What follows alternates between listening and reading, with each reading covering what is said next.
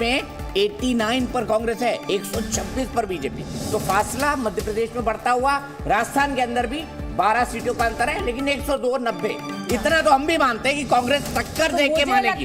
राजस्थान में कांग्रेस टक्कर देके मानेगी। जो केंद्रीय मंत्रियों का प्रयोग बीजेपी के द्वारा किया गया, ये मध्य प्रदेश में बहुत ही मास्टर स्ट्रोक साबित हुआ है। बीजेपी का 89 सीटों पर कांग्रेस सिमटती हुई इस समय शुरुआती रुझानों में दिखाई दे रही है। जो आंकड़ा 105 107 कांग्रेस का पहुंच गया था, अचानक 15 से 20 सीटें कांग्रेस की कम हुई है। हालांकि बड़े शुरुआती रुझान है और मैं बार बार ये कह रही हूँ कि ये नतीजे नहीं है, ये रुझान है। लेकिन बीजेपी ने यहाँ पर अच्छी खासी बढ़त ले ली है और कम से कम नहीं तो 30 35 36 सीटों की बढ़त है। एक और बात बताऊं, AIMIM की 4 सीटों पर फिलहाल आगे है। हाँ। अगर AIMIM पिछले साल बार 7 सीटें थी, लक्ष्मी हाँ, 7 थी। हाँ। 7 से अगर एक भी कम सीट जीतती है AIMIM तो कांग्रेस का परसेप्शन बिल्कुल रॉकेट, चंद्रयान 2 साउथ पोल पर लैंड करता हूँ। उसमें एक बात और जोड़ने की है, इस दौरान AIMIM ने 3 और राज्यों में, बिहार जैसे राज्य में, कहां पे वो इतनी दूर में रहते हैं, लेकिन बिहार में 5 सीटें जीत ली। यानी कि इस दौरान जो पिछले विधानसभा जोड़ना चाहती है। नहीं, बीजेपी 6 सीटों में आगे है। इसका मतलब है कि MIM का 1 सीट भी अगर नीचे आ जाती है और बीजेपी को कुछ सीटें मिलते हैं, तो इसका अलग मैसेज दिया है। क्योंकि मुसलमान वोट मुझे नहीं लगता है कि बीजेपी को पड़ेगा। ये अरे MIM वो ये नहीं कह रही, वो दूसरी बात कह रही है। वो ये कह रही है कि AIMIM से एक भी सीट अगर बीजेपी छीन लेती है तो नेशनल पर्सपेक्टिव में उसकी बड़ी मदद करेगी। राइट विंग के जो नैरेटिव है, जहाँ सीधी टक्कर बीजेपी की होगी, वहाँ अगर बीजेपी जीतती है, एक भी सीट जीत लेती है अभी हमें रुझान बल्ले बल्ले हो जाएगी। अभी हमें नतीजे मिलने लगेंगे और मुझे नहीं लगता कि MIM से बीजेपी, लेकिन मध्य प्रदेश में एक बार फिर से सीटें कम होती जा रही है। कांग्रेस की 85 पर कांग्रेस आ गई है, 128 पर बीजेपी आ गई तो है। मैं क्या कह रहा था, मेरा एक दोस्त है कांग्रेसी बैकग्राउंड से मध्य प्रदेश में, उसने बोला कि अगर कांग्रेस ये चुनाव हार जाती है तो इसका मतलब किसी दूसरी ग्रह पे उसको अपनी पार्टी खोल लेनी चाहिए। मध्य प्रदेश में तो नहीं चल पाएगी। ये मध्य प्रदेश में एक परंपरागत कांग्रेसी परिवार का मेरा दोस्त है, उसने मुझे कहा कि भाई अब मध्य प्रदेश में नहीं चल पाएगी कांग्रेस तो दूसरे ग्रह पे उनको जो है पार्टी खोल लेनी। इसीलिए महत्वपूर्ण है, कांग्रेस जैसी पार्टी अगर 23 साल तक होने जा रहा है, अगर मध्य प्रदेश में बीजेपी इस बार 18 साल के शासन के बाद एक बार फिर वापसी करती है तो ये दूसरा गुजरात है। अब दूसरा गुजरात है और साथ में बिल्कुल है। और मैं आपको एक बात और बता दूं, गुजरात ही क्यों, मध्य प्रदेश को मध्य प्रदेश ही रहने दो। बोलना हमारा MP अजब है, सबसे गजब है। नहीं रह पाएगा ना MP गजब और अजब, तो ठीक है आपका राज्य है तो आपका तो रहेगा ही, लेकिन उसको गुजरात तो बना दिया जाएगा। अगर वो कांग्रेस जैसी पार्टी जो सत्ता से दूर नहीं रह सकती है, अगर ये पूरा कार्यकाल बीजेपी पूरा कर लेती है तो कितने साल हो जाएंगे। तो कांग्रेस, आपने जो बात कही थी उसके बाद वहां पे कांग्रेस, बीजेपी मध्य प्रदेश में बहुत आगे निकल गई है 130 सीटों पर, और अब ये 46 सीटों का ये अंतर हो गया है। 30 और 10 40 और 46 46 सीटों का आंकड़ा, 46 का अंतर है दीपक जी, और ये बहुत बड़ा अंतर है। यहाँ पर भी 13 सीटों का राजस्थान में अंतर हो गया है। छत्तीसगढ़ और तेलंगाना में तस्वीर काफी कांग्रेस के हक में जा रही है। लेकिन छत्तीसगढ़ में आप देखिए बीजेपी 40 पर है, कांग्रेस 48 पर। बिल्कुल, तो बिल्कुल। मैं मानता हूँ कांग्रेस कंफर्टेबल वहां जीतेगी, लेकिन बीजेपी 40, ये बहुत शानदार परफॉर्मेंस है। एक ऐसी पार्टी जो लेटी पड़ी थी विधानसभा चुनाव से पहले। बिल्कुल बिल्कुल बीजेपी की ऐसी हालत थी, लेटी पड़ी थी, बस कोई कंबल उड़ा के जाए सो ले। कमलनाथ पीछे हो गए, ये बहुत बड़ी खबर है। छिंदवाड़ा जो कि पीछे हो गए कमलनाथ। 2003 में जब उमा भारती दिग्विजय सिंह के खिलाफ लड़ रही थी तो 8:15 पर मैं किसी दूसरे चैनल में था, दिग्विजय सिंह ने 8:15 पर झाबुआ का ट्रेन देखने के बाद क्या दिया, मैं नमस्कार मैं चुनाव हार गया। हाँ 8:15 पर।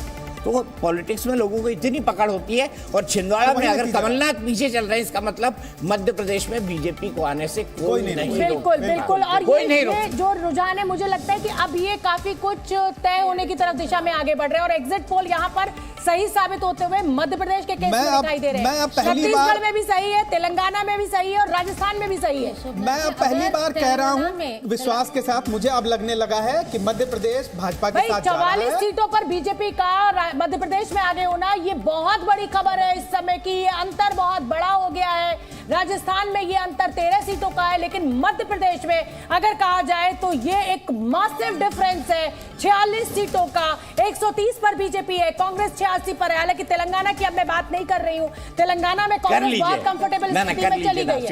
यहाँ पे दिलचस्प लड़ाई की बात कर रही हूँ सर। और छत्तीसगढ़ में कांग्रेस छत्तीसगढ़ और तेलंगाना जो है वहां पर मजबूत है कांग्रेस, लेकिन सोमनाथ मध्य जी, प्रदेश में अभी दिक्कत में है सोमनाथ जी होगा क्या देखिए, छत्तीसगढ़ में आपको क्यों एक प्रोबेबिलिटी की बात करता हूँ, है ना, संभावना की बात। आपने भी मैथ्स पढ़ी, मैंने भी पढ़ी है, तो हम प्रोबेबिलिटी का फैक्टर एक बहुत पढ़ते हैं। कांग्रेस में अगर छत्तीसगढ़ में कांग्रेस 44-43 हो गई, बीजेपी 41-42 हो गई, और ये अदर्स के जो दो दिख रहे हैं ना, ये वहां बहुत लंबा खेल कर सकते हैं। बिल्कुल कर सकते तो हैं, 40 अगर बीजेपी कंफर्टेबल जीत जाती है और कांग्रेस 45 या 44 या 46 पर रह जाती है, दिग्विजय सिंह के भाई लक्ष्मण सिंह पीछे चल रहे हैं, चाचौड़ा सीट, तो बस ये परंपरागत है ना, मुझे लग रहा है मध्य प्रदेश मुश्किल में है कांग्रेस के लिए। अब एमपी अजब है। नहीं, बिल्कुल अभी सबसे कह गजब। सकते हैं मध्य प्रदेश में 3 बड़ी चीजें हो गई। एक तो जो पोस्टल बैलेट है उसमें बहुत ह्यूज मार्जिन है। कहाँ पोस्टल सर, दूसरी बात भी मैं सुनिए तो छोड़ दीजिए मुकेश जी। आपके दिल की बात आ रही है, सुन लीजिए। दूसरी बात की इलेक्शन कमीशन की साइट को जो मैं देख रहा लाडली हूँ, बहना 13 और 2 उसने मामा को बचा लिया। बचा लिया। इसका पूरा क्रेडिट अगर किसी को जाएगा तो वो शिवराज सिंह चौहान को जाएगा। और उन्होंने 2018 के एकदम। बाद में जो उनके माथे पर एक ब्लॉट लग गया था, उसको उन्होंने पूरी तरह से धो दिया। अब वो एक विजेता के रूप में सामने आए। कितना भी विजेता है, लेकिन मुझे नहीं लगता कि शिवराज सिंह चौहान को मुख्यमंत्री बीजेपी का आला कमान बनाने यही जा रहे हैं। तो मध्य सबसे प्रदेश से दिलचस्प बहुत बात है। बड़ी खबर, छिंदवाड़ा से कमलनाथ पीछे चल रहे हैं 130-86। यहाँ पर ये जो अंतर है मध्य प्रदेश में, ये बहुत बड़ा हो गया है, लगभग 46 सीटों का। और ये क्योंकि जैसे जैसे मैं बार बार कह रही हूँ, 9:30 बजने जा रहा है, 1.5 घंटे की काउंटिंग पूरी हो चुकी है। और अब शोभना जी, अगर तेलंगाना की बात देखा भाई, जाए जिस तो तरीके से मुख्यमंत्री का चेहरा है कमलनाथ, अगर वो पीछे चल रहे हैं, उनके भाई लक्ष्मण सिंह पीछे चल रहे हैं, तो ये कहीं ना कहीं एक बहुत बड़ा इंडिकेशन है कांग्रेस के लिए। हालांकि नरोत्तम मिश्रा भी जो कि मंत्री है वो पीछे चल रहे हैं। जी दीपक जी, नरोत्तम मिश्रा अगर पीछे भी चल रहे हैं तो दतिया की सीट बहुत डिफिकल्ट है उनके लिए, बहुत डिफिकल्ट है। उनकी परंपरागत सीट है, वो वहाँ के रहने वाले हैं, लेकिन जो कांग्रेस का कैंडिडेट है वो भी वहाँ पे बहुत स्ट्रांग है।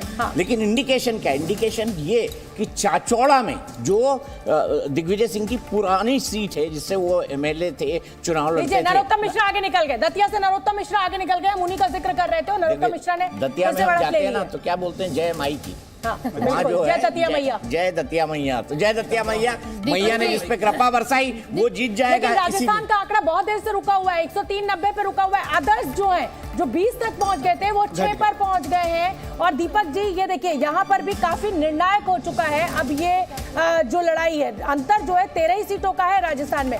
मध्य प्रदेश में जरूर कांग्रेस के लिए चिंता बड़ी हो गई है। एक चीज देखने की बात है कि अदर्स में क्या आरएलडी को भी रखा है, क्योंकि कांग्रेस ने एक सीट वो हमेशा से साथ मिलकर लड़ती रही है, और इस बार एक सीट जो लगभग जीती हुई। ये कहना चाहूंगी कि महिला वोट जो है वो मामा के खाते में चला गया है। लाडली बहना के जो बेनिफिट शिवराज सिंह चौहान ने जिनकी घोषणा की, उसने सीधा फायदा। एक मिनट, फासला एमपी में बहुत ज्यादा 131 और 86